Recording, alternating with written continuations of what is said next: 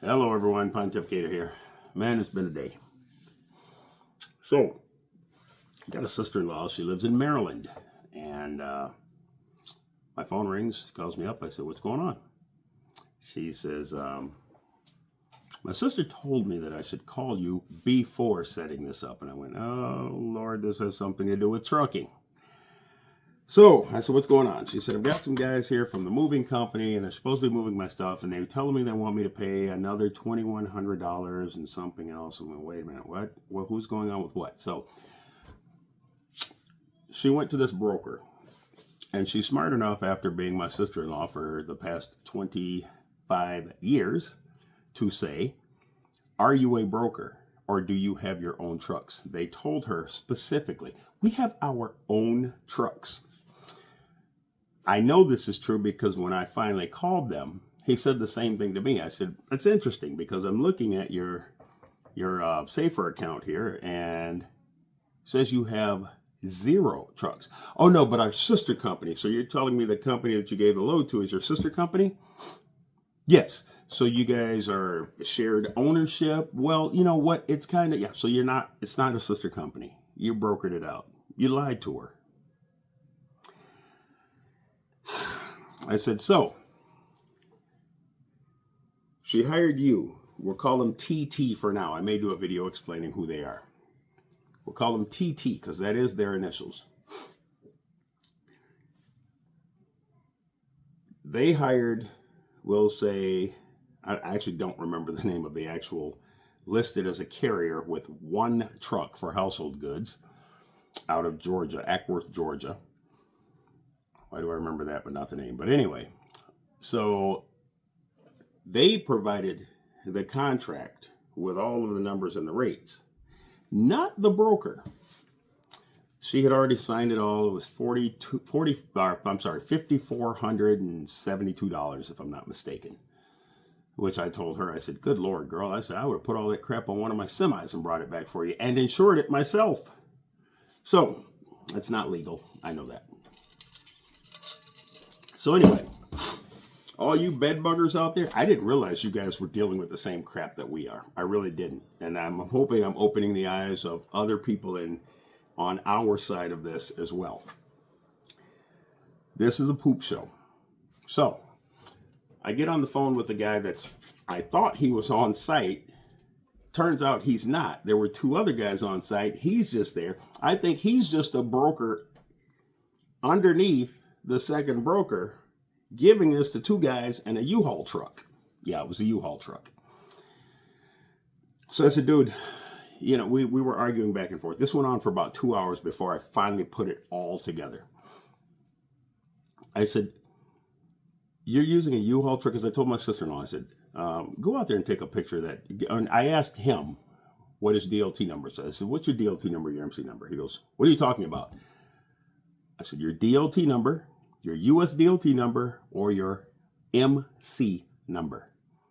He goes, what? I don't understand. I don't know what that is. I said, look on the side of your truck or look at some of your paperwork. It's on the contract. No, it's not on the contract. I said, what's the name of your company? I can't remember that either, but that was a third different company. I'm going to make a video putting all 3 of these people out there probably after this delivers. But in any case, so he couldn't tell me. I said, what's the name of your company? So he told me, and I'll try to remember it before I finish the video. And ironically, there were only 2 companies in the entire country with this name. And if anybody that's ever searched for a company in the SaferSys website, you know that's rare. So I said, where are you guys located? What do you mean? Where are you located? It's on the contract, man. I said, the contract has company B listed on it. Your company C, where are you located? Dude, I don't understand what the problem is. I said, the problem is you don't even know where the hell you're from. I said, there's 2 companies in here. One's from New York, one's from California. Where are you located?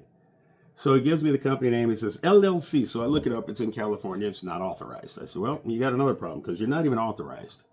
He goes, yeah, but not if we're running intrastate. I said, you're picking us up in Maryland. You're licensed in California. You're picking it up in Maryland. You're delivering it in Michigan. That's interstate. By the end of this, halfway through hour number 2, I finally lost my cool on the original broker. And I said, this is your headache. You created this mess. You guys lied to her, misrepresented yourselves as a carrier. You brokered this to someone else who actually provided a contract for all the services, which means you think you're off the hook, but you're not, because this phone call is all recorded. And then he has now given it to someone that's probably not even licensed and or even insured, and is certainly not authorized for interstate transportation.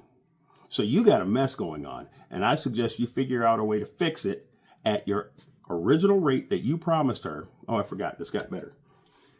I said, why is she being asked to pay more? I don't know much about household moving. He said, well, we spec'd it out when they were there, they measured everything. And then and my sister-in-law goes, no one ever came to my house. She goes, well, we sent you a list of things to write down. So she wrote down everything that she was doing. Maybe some of you bed buggers can explain how this part works. I thought they were supposed to come out and assess and provide a rate. Instead, what they did, they had her write down everything, send it to them. They put it in their computer as she explained it to me. And then that spit out a rate which they did something with. And I said, well, let me ask you a question. So you guys over here at TT got a list. You put it in your system, which calculated what everything should be. But based on how that stuff might be stacked in your calculation, how do these people that are loading this confirm that they're doing it in a manner that can be conducted in what you quoted? Because that's what's got my interest right now. Well, we send out a list. I go, no one went to her house, she said. So how do you conduct business in this manner in household moving, where you provide quotes sight unseen, and you expect you should be held to that quote? So that's what I'm going to hold you to right now. Your mess, your headache, you figure this out, and you better figure it out pretty damn quick. You created this mess. She's on the verge of tears right now, being forced to pay an extra $2,000, which she actually paid $2,300 right now to this guy who's telling me, oh, we don't issue refunds. I said, well, everybody in this whole arrangement is going to have some problems real soon if this doesn't get figured out. So I left the phone call with my sister-in-law. She called me back about an hour later, and the lady was on the phone, and she said, we are going to do this entire job, no more than $4,800 out of pocket to your sister-in-law. I said, and I want something written at the end of this contract that upon delivery, there's no more money expected to be paid. She's not going to be held ransom, or her stuff's not going to be held ransom. We wouldn't do that. Yes, you would if you're expecting her to pay more money. Well, there is a delivery fee, but we're going to back that out and line item that in the rate. I've seen a lot of crap in this industry, and I'm telling you right now, this was my second go around with the brokerage industry. One of my neighbors that lives about 5 houses behind me just went through this, where they were moving one of their kids out of college, out of South Carolina. They had this woman so stressed out, and her husband told her, call me. Well, she didn't want to. I wish she had. She ended up down there begging these people, begging a carrier who's extorting money out of her because magically, somehow, they miscalculated too, and she doesn't have enough room or it weighs too much, so they need more money. They ended up paying, I can't remember how much extra she paid. It was a couple $1,000s. And I went, wow, how coincidental.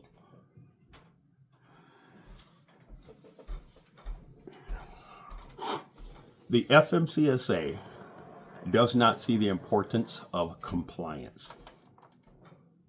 These brokers are out of control. Oh, a TQL update. If you guys want to have a little fun. We're laughing and talking about something today, and I typed in TQL. We were searching for comments, and TQL ethics page popped up right on their website. And I looked at it, and immediately I began laughing. Go to it. Type in TQL ethics.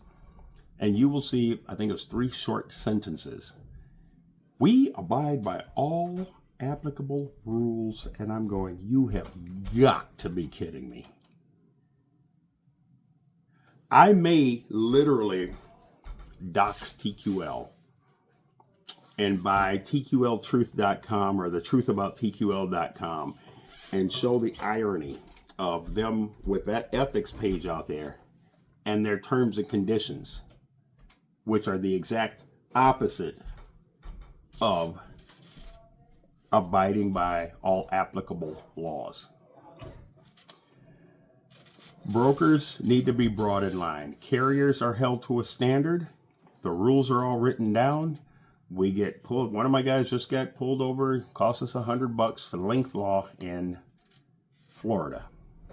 So now I have to go upstairs and purchase the whole permit thing for him because he's got a few more scales to cross in that state. I don't understand why brokers get a free pass. We, the carriers, are this industry. Brokers are nothing. They're expendable. This industry would survive, the country would survive without brokers. Yeah, sure, they're a convenience sometimes, but they don't operate like that. They operate as if they think they can tell us what to do. Some lady sent me an email today. You know, we haven't received your paperwork, and if we don't get it before the end of the day, then, how'd she put it? We're going to close this, and you will not get payment. You can imagine she got an interesting email from me. And it wasn't even an angry email. I was laughing, and I was doing the guy and it was unprofessional, but I was doing the guy from Office Space. I said, ma'am, I apologize that you don't have the paperwork. It's been 7 days. But that whole we're not going to get paid thing, yeah. And I did the yeah about that. Not going to happen. We hauled the load. We delivered the load safely and in one piece. Your customer got serviced. My customer got serviced. You should be happy. You should be thanking us. We did a great job. But you do not run my operation. So I will get you the paperwork over. I'll locate it. But don't threaten me with non-payment. You don't have that power. Well, I did find the paperwork. Actually, the driver still had copies of it on his phone, so he sent it over. We got it billed. Tragedy averted. Thank you very much. Have a good weekend. It's Tuesday. In any case, I know this video is long. It looks like 12 minutes, guys. But man, oh man, bed buggers, I apologize. I know nothing about the bed bugging industry. I did a little bit of bluffing today, but the actual accountability chain is still there. You're the broker. Fix it. And they did. So you guys have a great evening. Pontificator here. Man, we're going to fix this. I'm telling you right now, we are going to fix this. I've had it up to here with this. I've had it up to here with these fake ass online brokers trying to tell us how to survive in our industry. Go buy a truck, get some real headaches, get your own actual customers. Like you tell us all the time, go get your own customer. You buy a truck and go get your own customers before you try and tell us to do that. You're talking out of your front side. Walk in our shoes before you want to have a conversation with us. Guys, girls, don't take advice from people who are not carriers. These TIA members and all, go to their website. If they got TIA, dump them. I don't care if they are a carrier. If they're associated with the TIA, they're not for trucking. Okay? They're just not. So let's all stick together here. Carriers United. I am working every single day. I'm working on something that's bigger than anything I ever imagined in my life that I would be working on. When it's ready, I'm going to spring it on everyone. I've actually abandoned the petition, and I apologize for those of you that have signed it. Believe it or not, there's been about 3,000 people that have signed it. But after I put out the video about I'm sorry, not the video. When I put out the request for TQL's authority to be revoked, the petition kind of doesn't carry the same amount of weight because now the FMCSA is on notice of that and they have that information. I intended to call today to find out who has been assigned to that complaint and what they plan on doing. I will follow up, and I'm going to follow it through. Thank you, Pink Cheetah, for that information. Don't forget, she's the one that got all this started. Credit doesn't go to me or anyone else. She's the one that first had the cojones to take on somebody like TQL. Stick with us, guys. Bed buggers, I hope that we can be allies in all of this, because I now see that you got the same issue. No, you've got it worse than the rest of us, because you guys are regulated more than 3 times more heavily than we are. So, Carriers United, you guys have a great evening. If you watch this entire video, I apologize for the length, but you can see it just had to be said. So, you guys have a great evening. Thank you very much. Goodbye.